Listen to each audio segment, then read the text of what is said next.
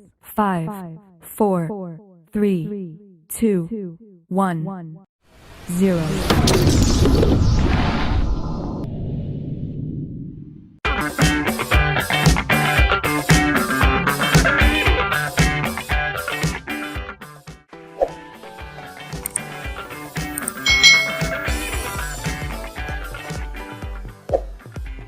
Hai. Selamat datang di channel YouTube Kak Citra. Apa kabar adik-adik semuanya? Apakah kalian siap untuk belajar hari ini? Nah, hari ini kita masih belajar di tema 5, pengalamanku, subtema 1, pengalaman di rumah, pembelajaran yang kedua. Mari bersama-sama dengan Kak Citra kita belajar bersama-sama. Benny dan ayahnya bermain kuda-kudaan. Benny menirukan posisi kuda. Posisi kuda yang diperagakan oleh ayahnya. Adik-adik, apakah kalian pernah bermain bersama dengan orang tua kalian? Pasti rasanya sangat menyenangkan ya. Perhatikan gambar berikut ini. Ada beberapa gerakan bertumpu dengan tangan. Gerakan ini dilakukan oleh Benny. Nah, tadi Benny itu merangkak menggunakan tangannya seperti kuda-kudaan seperti itu adik-adik. Nah, di sini gerakan bertumpu dengan tangan juga dilakukan oleh Benny. Ada 3 gerakan. Mari kita pelajari satu persatu. Nah, gerakan yang pertama adalah seperti ini adik-adik ya. Tengkurap dengan telapak kaki dipanjangkan lurus ke belakang. Lalu tangan ditegakkan sehingga badan tegak. Nah, gerakan ini bisa disebut dengan push up. Lalu gerakan yang kedua seperti ini adik-adik. Badan dipanjangkan menghadap ke lantai, tangan diluruskan bertumpu pada lantai, dan ujung kaki juga bertumpu pada lantai. Nah, gerakan ini juga disebut dengan gerakan push up. Lalu gerakan yang ketiga yang dilakukan Benny seperti ini adik-adik. Berdiri menghadap ke dinding, lalu tangan bertumpu pada dinding. Badan condong pada dinding, kemudian tangan ditekuk, lalu diluruskan kembali.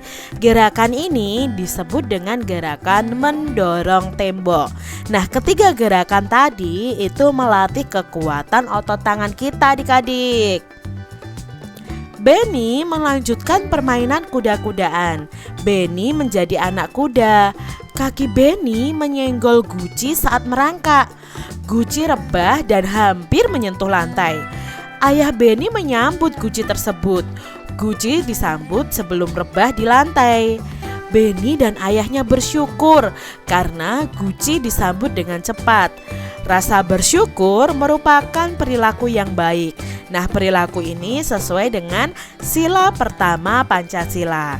Nah, adik-adik tentunya masih ingat ya tentang sila Pancasila. Yuk kita ingat kembali. Pancasila itu berasal dari 2 kata adik-adik, yaitu panca dan sila. Nah, panca itu artinya 5. Sila itu artinya dasar atau aturan. Jadi Pancasila itu artinya 5 dasar atau 5 aturan. Nah, Pancasila ini ada di burung Garuda adik-adik. Terdapat simbol di perisai di bagian dada dari burung Garuda. Nah, di burung Garuda sendiri dalam perisainya itu ada simbol yang sesuai dengan sila-sila Pancasila. Contoh simbol yang pertama yaitu bintang, bunyinya ketuhanan yang Maha Esa. Lalu simbol rantai bunyinya kemanusiaan yang adil dan beradab. Lalu ada yang ketiga adalah pohon beringin, bunyi silanya adalah Persatuan Indonesia. Dan sila keempat adalah kepala banteng, bunyinya kerakyatan yang dipimpin oleh hikmat kebijaksanaan dalam permusyawaratan perwakilan. Dan yang terakhir itu adalah simbol padi dan kapas, bunyinya keadilan sosial bagi seluruh rakyat Indonesia. Nah, kita lihat satu persatu nih. Sila pertama simbolnya bintang seperti ini. Lalu sila kedua simbolnya rantai emas ya. Sila ketiga itu pohon beringin, dan sila keempat ada kepala banteng. Lalu sila kelima adalah padi dan kapas.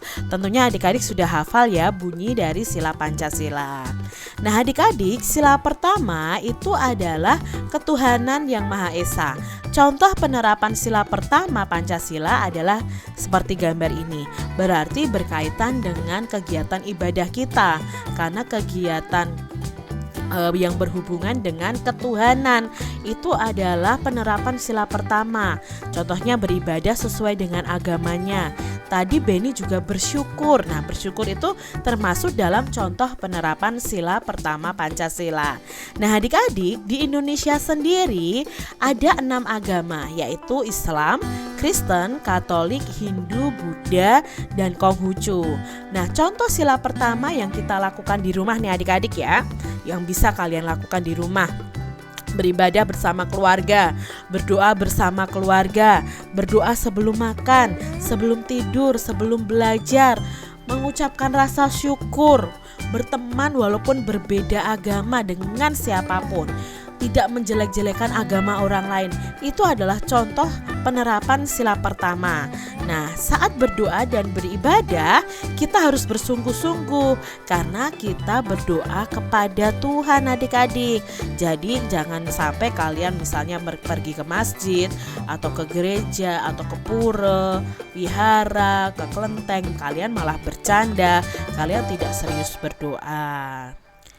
Perhatikan gambar berikut. Nah, gambar-gambar tersebut itu mencerminkan sila Pancasila. Berikan tanda centang pada gambar yang menunjukkan sila pertama Pancasila. Yang pertama adik-adik, berdoa sebelum makan. Apakah ini menunjukkan sila pertama Pancasila? Iya adik-adik, ini menunjukkan sila pertama pada Pancasila. Lalu yang kedua adik-adik, bergotong royong. Tidak ya adik-adik ya. Yang ketiga, bermain atau memberi kesempatan kepada teman untuk beribadah, bermain dengan semua teman walaupun berbeda agama. Apakah ini menunjukkan sikap yang sesuai dengan sila pertama? Iya adik-adik. Lalu yang keempat, beribadah di pura ya. Ini untuk umat agama Hindu. Apakah ini menunjukkan sila pertama? Iya adik-adik, ini menunjukkan sila pertama. Kalau yang gambar nomor 5 adik-adik, apakah bermusyawarah, berdiskusi itu menunjukkan sila pertama Pancasila? Nah tidak ya adik-adik ya. Lalu gambar yang keenam nih, berdoa untuk orang yang meninggal. Nah di sini apakah sesuai dengan sila pertama Pancasila? Iya, ini sesuai dengan sila pertama Pancasila. Adik-adik, Beni bersyukur loh karena guci tidak pecah. Beni minta maaf kepada ayahnya. Pernahkah adik-adik melakukan suatu kesalahan? Pasti pernah ya adik-adik ya. Apa yang dilakukan setelah kalian melakukan kesalahan? Tentunya kalau kalian setelah melakukan kesalahan itu kalian harus meminta maaf. Apakah kamu pernah meminta maaf adik-adik? Kak Citra berharap kalian pernah ya meminta maaf saat kalian melakukan kesalahan. Coba lakukan minta maaf itu dengan sopan, dengan baik ya. Kalau kita meminta maaf kepada orang lain harus dengan sopan. Nah, adik-adik, di sini ada percakapan Beni dan ayahnya. Ayah, Beni meminta maaf, kata Beni. Meminta maaf tentang apa? Tanya ayah. Karena Beni kurang hati-hati, jawab Beni. Ya nak, ayah maafkan. Beni lain kali harus hati-hati ya, kata ayah. Ya ayah, jawab Beni. Ayo main kuda-kudaan lagi, ajak ayah nih adik-adik. Aku ingin menjadi anak kuda lagi, jawab Beni. Baiklah jagoanku, kata ayah. Nah, di sini kita bisa melihat bahwa Beni mengucapkan kalimat minta maaf dengan baik dan sopan. Masih ingatkah kalian tentang makna dari kalimat minta maaf? Pada pembelajaran 1 kita sudah belajar tentang makna kalimat minta maaf. Nah, mari kita ingat-ingat kembali. Di sini Kak Citra punya kalimat minta maaf. Udin, aku minta maaf ya karena sudah menendangmu, kata Edo. Nah, di sini siapa yang meminta maaf adik-adik? Ya, yang meminta maaf adalah Edo. Lalu Edo meminta maafnya kepada siapa? Ya, kepada Udin. Nah, mengapa Edo meminta maaf kepada Udin? Ya, karena sudah menendang Udin ya adik-adik ya. Berarti dari pertanyaan ini kita bisa mengetahui makna dari kalimat minta maaf tersebut. Jadi kalimat minta maaf di atas itu maknanya seperti ini. Edo meminta maaf kepada Udin karena sudah menendangnya. Seperti itu makna dari kalimat minta maaf. Sekarang contoh lainnya nih adik-adik. Ibu, Rio minta maaf karena sudah memecahkan gelas di dapur, kata Rio. Nah, siapa yang meminta maaf di sini adik-adik? Ya, yang meminta maaf adalah Rio. Nah, Rio meminta maaf kepada siapa? Ya, kepada ibunya.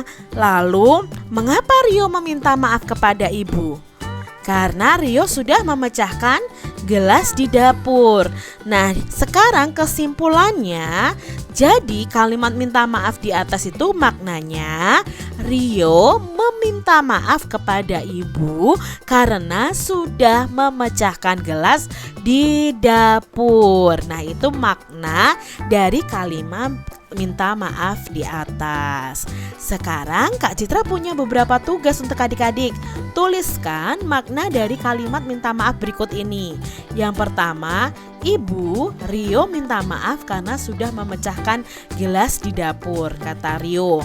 Lalu yang kedua, Bu Tata, maaf saya terlambat mengembalikan buku di perpustakaan, kata Jiko.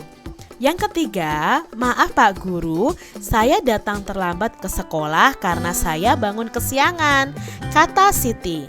Yang keempat, Beni, saya minta maaf karena mematahkan pensilmu yang aku pinjam, kata Edo.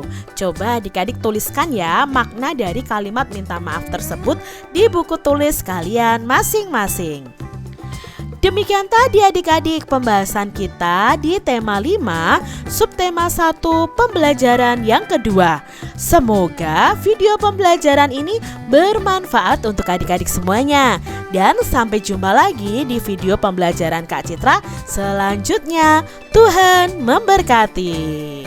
Jangan lupa tekan tombol subscribe, lalu tekan loncengnya, tekan juga tombol like, lalu share ke media sosial kalian.